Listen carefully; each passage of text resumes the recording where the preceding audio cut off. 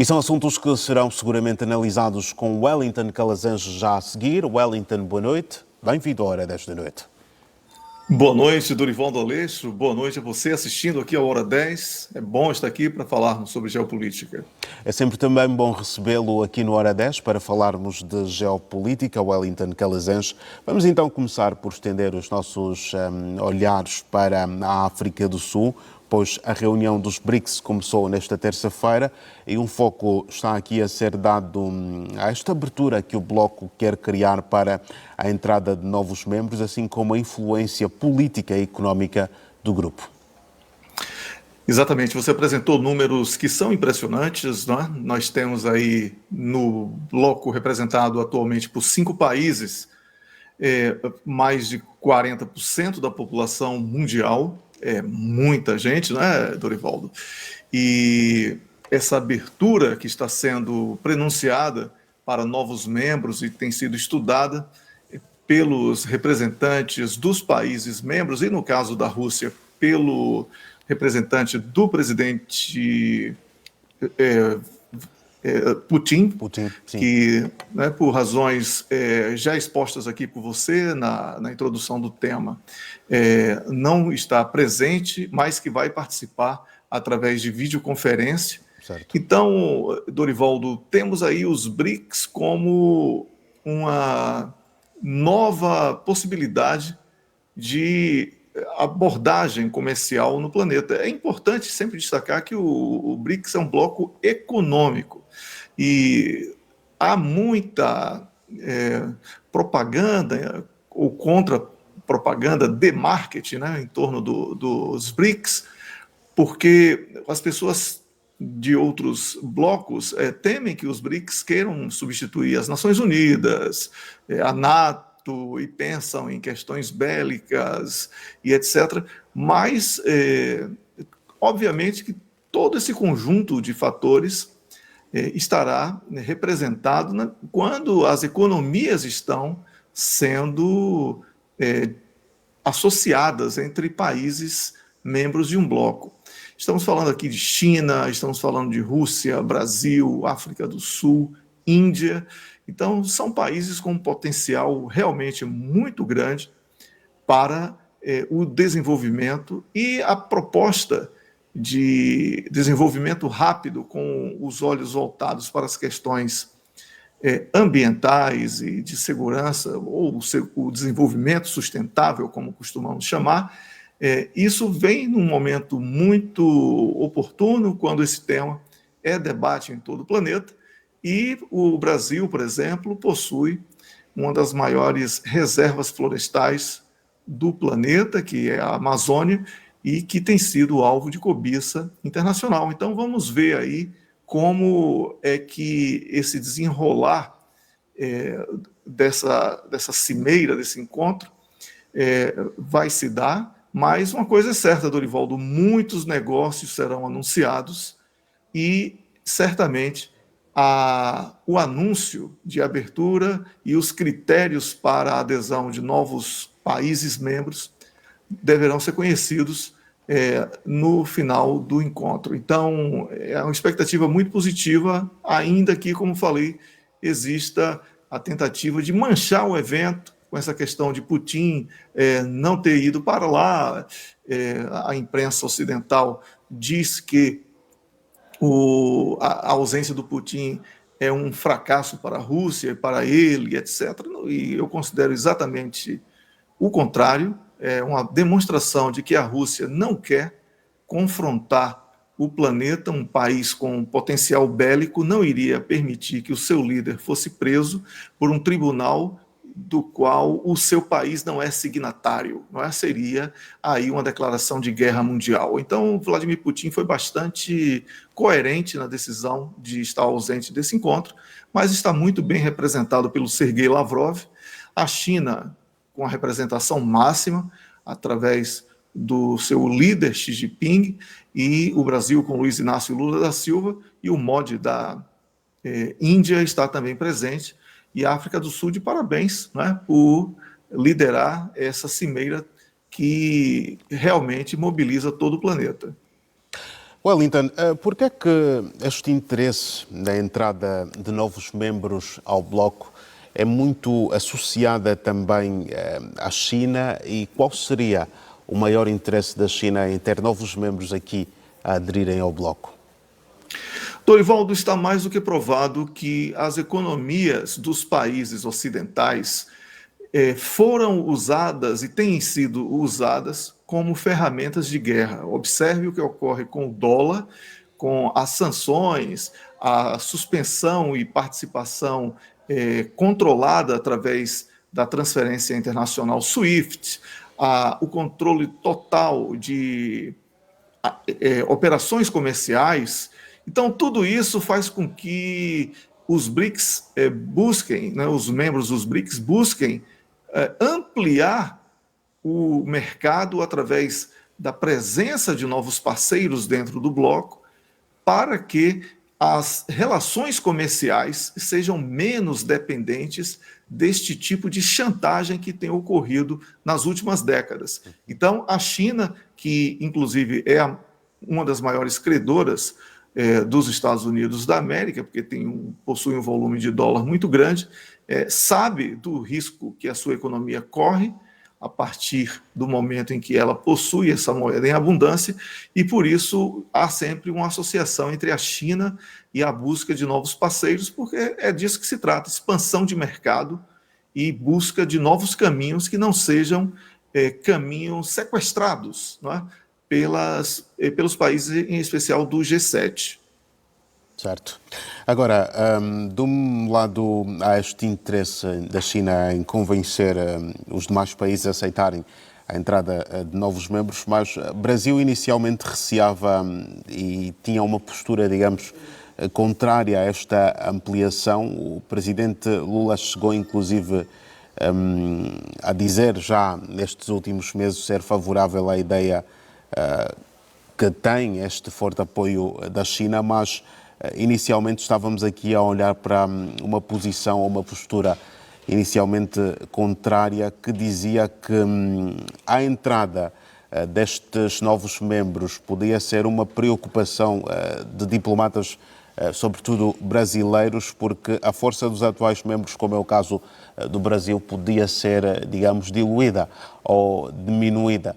Isto também é um receio aqui a se considerar, ou nem por isso? Somente o Brasil que pode ter essa preocupação, porque a partir da posse do governo Lula, né, ele estranhamente passou a se comportar de uma maneira dúbia em relação aos BRICS. E, por isso, ele teme perder o protagonismo, porque tem uma agenda que é um pouco estranha ao bloco, essa aproximação excessiva com os Estados Unidos e com países membros da NATO tem sido motivo nos bastidores dos BRICS de muita crítica. Então, eu já esperava esse tipo de reação do presidente brasileiro, que não entendeu bem, não compreendeu bem a dimensão dos BRICS e a importância de ter sido um dos países fundadores do bloco. Um país que é fundador de um bloco como este não pode temer a perda de protagonismo. Somente pessoas frágeis politicamente é que podem pensar dessa maneira. Eu acredito que o Brasil ainda tenha tempo de repensar esse posicionamento. Afinal de contas, o país é exportador de commodities como alimentos, por exemplo, e naquele que busca o conforto político internacional hoje, que é os Estados Unidos da América, o Brasil tem o maior concorrente exatamente nesse setor. Então, Dorivaldo, eu acredito que essa situação deva ser dialogada e que os líderes que compõem o bloco e que fundaram o bloco devam aí convencer Luiz Inácio Lula da Silva eles vão tentar demovê-lo dessa ideia de restringir os BRICS apenas aos países membros que são os fundadores na atualidade. Agora, quando falamos de BRICS, nos últimos tempos, um tema que muito se tocou, um subtema que muito se tocou, é esta questão da ideia da criação de uma moeda para os BRICS. Ao que tudo indica, este tema poderá ficar de fora da agenda oficial desta conferência, mas o certo é que o Financial Times acabou por anunciar que as conversas sobre o aumento do uso de moedas locais em transações entre os membros será seguramente um tema aqui a ser destacado.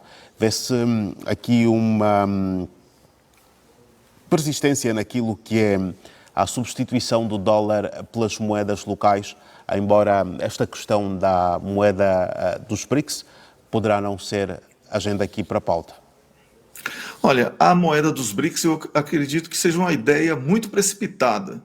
É preciso que isso seja pensado de uma maneira muito mais profunda, porque estamos aqui falando sobre a movimentação de um montante, né, de valores astronômicos, como falamos há pouco, só em termos de população, mais de 40% da população do planeta. Agora, Dorivaldo, existe outro fator aqui. A desdolarização, ela transcende aos BRICS. Isso já é uma realidade entre diferentes atores, até mesmo pequenos países estão evitando o uso do dólar e estão utilizando as moedas locais como caminhos, como eu falei, mais independentes e que possam evitar que os países caiam na armadilha desse sequestro através do dólar. Então, eu acredito que os BRICS deverão reforçar, observe que já existe essa relação entre Brasil e Rússia, entre Rússia e China, entre Brasil e Índia, entre Índia e Rússia. Então, já há essa realidade. E eu acredito que seja uma tendência não apenas dentro dos BRICS, mas a desdolarização é algo que iniciou e que marca, na verdade, o declínio do modelo de potência única para uma transição que já está em vigor, já está em curso, que é a transição para um mundo multipolar com diferentes atores assumindo o protagonismo, cada um dentro da sua respectiva área de atuação. Sei que já falou sobre isso, assim, nas entrelinhas, mas esta ausência de Putin na cimeira está a ser encarada como uma, digamos, pura humilhação para a Rússia por alguma imprensa.